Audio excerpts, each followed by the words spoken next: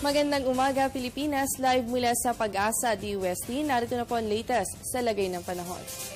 Mga kababayan, panibagong low-pressure area ang binabantayan ng Pag-asa at yan po ay nasa layong 1,500 kilometers timog silangan ng Mindanao.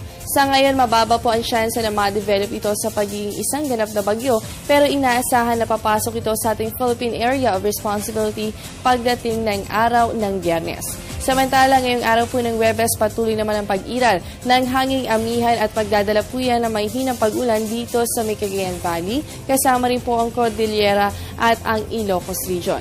Samantala, para po sa Metro Manila at sa nalalabing bahagi ng bansa, asahan po natin ang magandang panahon sa mga susunod na oras, pero posible pa rin ang pagkakaroon ng mga pulupulong pag-ulan o pagkidlat pagkulog lalo na mamayang hapon o kaya ay mamayang gabi.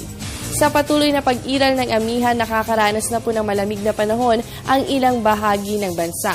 Naitala ang pinakamababang temperatura sa Northern Luzon kahapon. Naunguna po sa listahan ng Baguio City na mayroong 15.6 degrees Celsius at sinundan po ito ng Malaybalay na umabot lamang sa 19.2 degrees Celsius. Hindi naman po nailalayo ang naitala sa Basco, Batanes na mayroong 19.8 degrees Celsius, habang 21.7 degrees Celsius ang naitala naman sa Tuguegarao at 21.8 degrees Celsius naman po ang naranasan para sa Cagayan. Samantala, alam niyo ba na umabot lamang sa 12 degrees Celsius ang naitalang pinakamababang temperatura sa bansa? December 7 ang maranasan ang ganitong temperatura sa Baguio City. Ito na po ang pinakamababa ngayong amihan season. Inaasahan na posible pa ang pagbaba nito lalo na sa papalapit na peak season ng amihan. At dahil nga po sa pag-iral ng hanging amihan ay nakataas naman po ang gale warning ng Pag-asa.